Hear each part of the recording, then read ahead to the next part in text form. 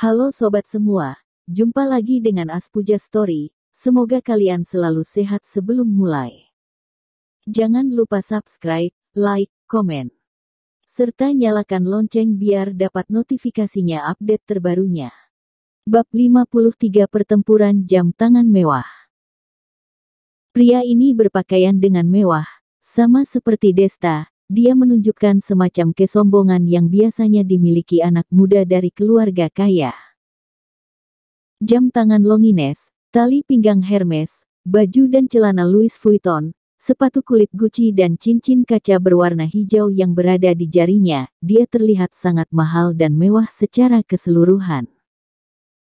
Sementara dia mengenakan cincinnya di jari telunjuk, berarti dia masih lajang dan belum menikah. Sama seperti pria lain, pria ini sudah menyukai Sherina sangat lama. Dia sangat ingin memilikinya, tetapi Sherina tidak memiliki perasaan apapun. Pria ini bernama Hendra. Dia datang ke Sinstar hanya demi Sherina. Ketika dia melihat seorang pria asing memasuki ruangan Sherina dengan gaya begitu sembarangan, setelah itu dia bahkan menikmati hal-hal milik Sherina. Membuat kopi sendiri dan membaca majalah seolah-olah berada di rumah sendiri. Selain itu, pria ini bahkan tidak menyapanya. Hal ini tentu saja membuat Hendra merasa tidak senang. Hal ini terasa sama seperti melihat wanita miliknya disentuh oleh pria lain. Melihat Darwin mengenakan pakaian sederhana yang bahkan tidak bisa berbanding dengan harga sepatunya, kemudian melihat lagi kepada penampilan Darwin yang tidak tampan, tubuhnya yang kurus dan tidak gagah, Hendra pun tidak merasa waspada lagi dan langsung bertanya dengan dingin, "Sherina, orang ini siapa?" "Dia adalah Darwin, kepala apresiator jewelry Sinstar." Sherina menjawab. Sherina tidak menyadari ketidaksenangan Hendra, karena menurut dia, tingkah laku Darwin tidak kelewatan, dia sudah terbiasa. Darwin juga tidak mengangkat kepalanya, dia terus membaca artikel tentang penghargaan batu giok. Melihat Darwin tidak menghiraunya, Hendra merasa semakin marah dan berkata lagi, "Buat apa seorang apresiator datang ke sini? Sherina, aku tidak suka orang tidak penting mengganggu waktu aku sedang bekerja. Aku juga tidak suka orang yang tidak memiliki sopan santun seperti ini, masuk ruangan tanpa mengetuk, tolong minta dia untuk keluar. Kalau tidak, diskusi kita akan dilanjutkan pada hari lain." Kata-kata Hendra berhasil merendahkan Darwin dan membuat dia kelihatan tidak sopan. Selain itu, juga berisi untuk mengancam Sherina. Sherina berkata dengan ekspresi kesulitan, dia memiliki posisi yang sangat penting di dalam perusahaan. Dia sudah terbiasa bersikap santai, Direktur Hendra tidak perlu peduli kepadanya. Posisi yang penting. Seorang apresiator termasuk posisi penting apa? Dia hanya seorang karyawan. Apakah dia bisa berbanding dengan aku? Apakah dia memahami tentang penjualan, manajemen ataupun pembentukan suatu perusahaan? Apakah dia bisa merencanakan jalan masa depan perusahaan? Sementara teknik berjudi dengan giok seperti ini, tidak ada lancar dan pastinya, hanya mempermainkan uang perusahaan saja. Kalau menang adalah kerja kerasnya, tetapi kalau kalah, yang rugi adalah perusahaan. Bagaimana kalau dia seorang kepala apresiator? Kalau dia benar-benar memiliki kemampuan berjudi dengan giok, dia sudah memilih untuk mendirikan perusahaan sendiri sejak kemarin. Orang bodoh baru mau bekerja sebagai karyawan. Hendra berkata secara terus terang. Sherina merasa sangat kaget dengan kata-kata Hendra. Dia tidak menyangka Hendra akan begitu tidak menyukai Darwin pada saat pertemuan pertama mereka. Padahal Sherina berpikir mau menjodohkan mereka berdua menjadi saudara baik, agar mereka bisa bekerja sama untuk menjayakan Royal Jewelry. Sepertinya hal ini tidak memungkinkan lagi. Darwin yang membaca majalah dari tadi akhirnya mengangkat kepalanya. Tatapan Darwin memancarkan cahaya. Darwin tidak melakukan apapun, tetapi pria ini menghina dan menganggapnya sebagai musuh. Siapa yang memberi dia keberanian sampai dia menganggap Darwin adalah orang bisa diinjak?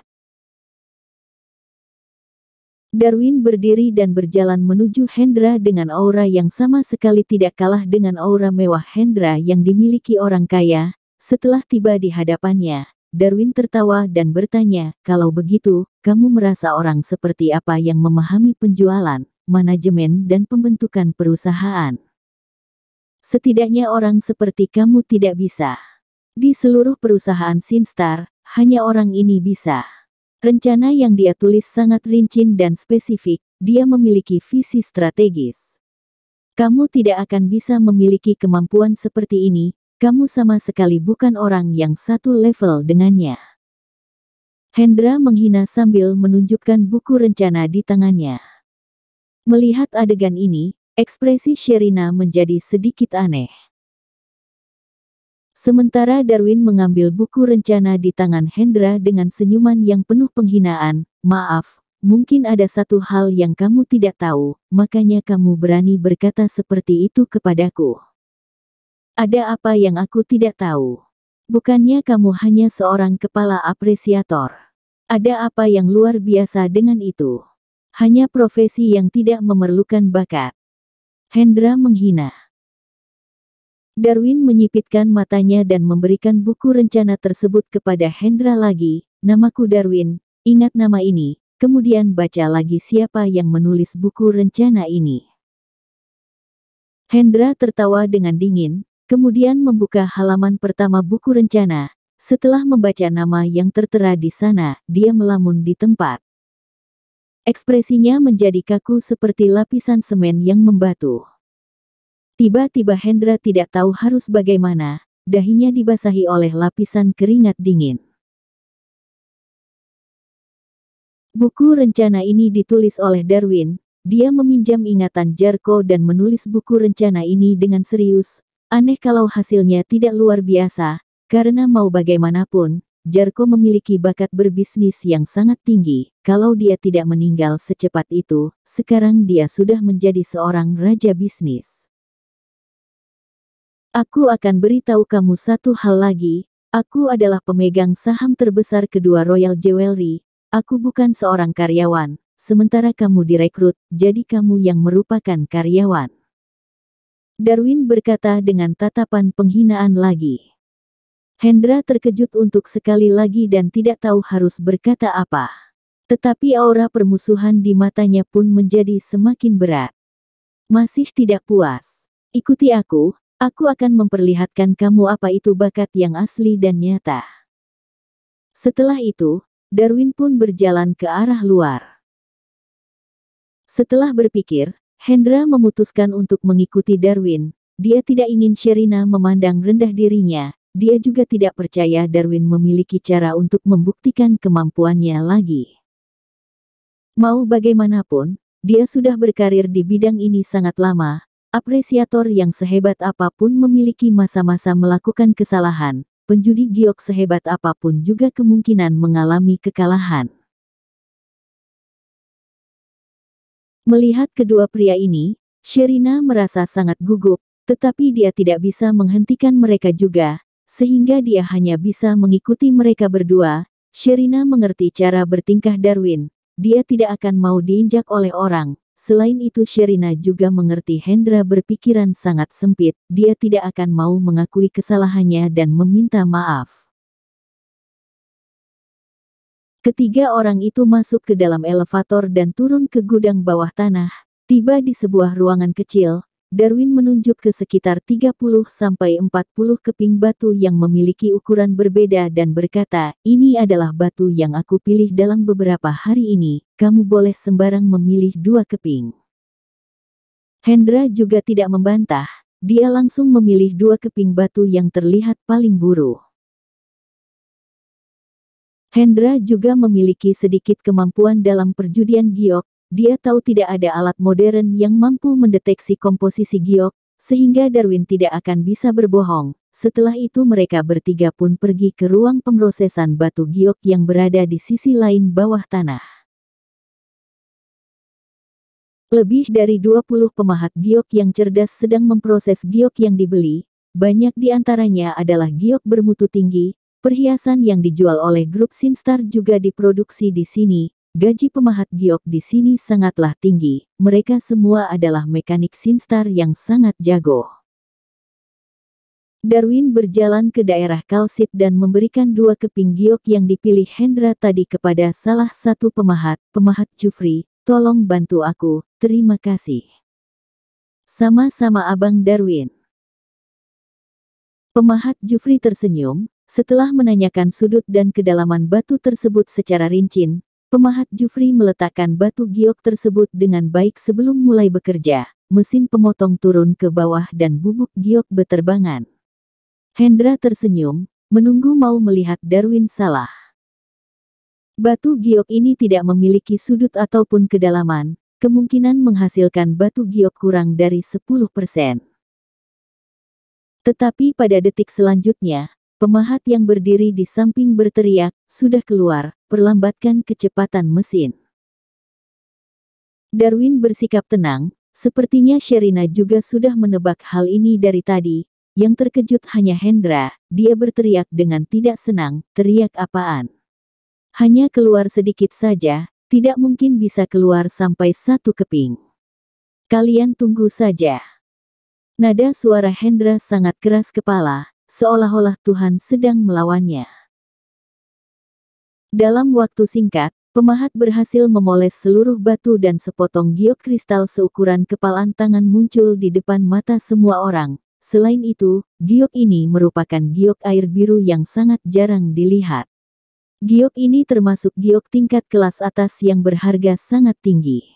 Pada saat itu, ekspresi Hendra pun sudah menjadi gelap total.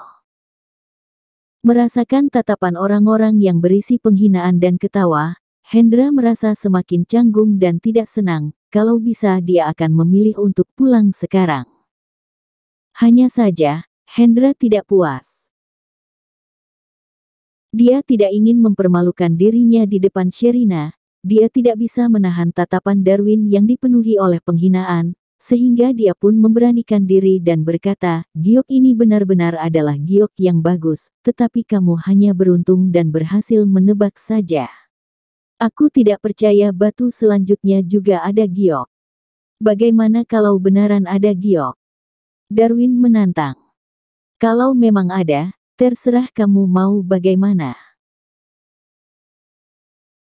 Sherina merasa khawatir untuk Hendra setelah mendengar kata-katanya. Mau bagaimanapun Hendra memiliki identitas yang spesial. Grup Sinstar mengundang dia dengan susah payah dengan tujuan bisa bergabung dengan beberapa kekuatan besar industri giok antik China melaluinya. Kalau hubungan mereka rusak sekarang, maka semua ini akan menjadi sia-sia. Pada saat Sherina ingin membujuknya untuk jangan begitu, Hendra malah menghentikannya, karena dia tidak percaya Darwin masih bisa menang. "Jam tangan Longin kamu terlihat bagus, kalau kamu kalah, berikan jam tangan tersebut kepada aku." "Boleh, kalau kamu kalah, kamu harus meminta maaf kepada aku," sambil membungkuk, kemudian menempel surat minta maaf di papan pengumuman perusahaan. Hendra berkata, "Baik, yang tidak menuruti perjanjian, tidak pantas disebut sebagai pria." Hendra tertawa dengan dingin dan mengangguk. Batu kedua yang dia pilih jauh lebih buruk daripada batu pertama. Secara penampilan terlihat lebih longgar, bahkan ada retakan. Kesempatan menghasilkan giok bisa dibilang hampir tidak ada, kecuali ada keajaiban terjadi.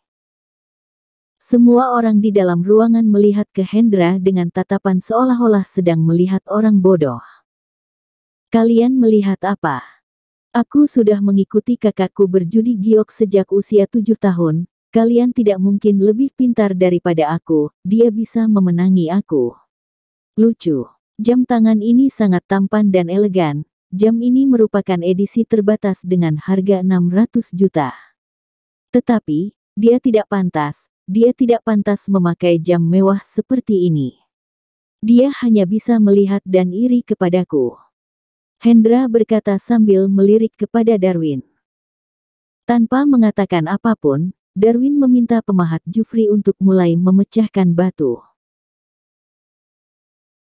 Seperti sudut dan kedalaman yang dikatana Darwin, pemahat Jufri memotong terlebih dahulu sebelum memoles. Setelah 20 menit, kepercayaan diri Hendra yang tadinya masih meningkat pun menjadi layu, wajahnya menggelap seolah-olah rohnya menghilang. Dia berdiri di tempat dengan terkejut. Batu ini menghasilkan giok lagi. Giok ketan yang berwarna hijau hutan. Para pemahat ini mengetahui kemampuan Darwin dengan baik. Mereka menganggap Darwin sebagai keberadaan dewa, hanya yang tidak percaya dan mau mempermalukan dirinya dengan kekalahan. Kata-kata yang dia ucapkan tadi sekarang menjadi alasan dia mempermalukan diri. Saudara Hendra, jangan sedih, kamu baru mulai belajar tentang giok pada usia 7 tahun, sampai sekarang palingan hanya 20 tahun lebih, mungkin teknik kamu belum cukup matang, belajar lagi untuk beberapa tahun dan mungkin kamu bisa berada di tingkat yang sama denganku. Aku tidak memiliki kemampuan membeli jam tangan Longin ini yang berharga 600 juta, terima kasih kepada saudara Hendra mau memberikan jam ini kepada aku. Darwin tersenyum dengan hangat, tetapi senyuman ini membuat hati Hendra mendingin. Dia hanya bisa melihat Darwin mengambil jam tangan di pergelangan tangannya, kemudian memakainya di tangan sendiri. Darwin bahkan menggoyangkan tangannya dan hal ini membuat Hendra marah sampai ingin memuntahkan darah dan hampir pingsan di tempat.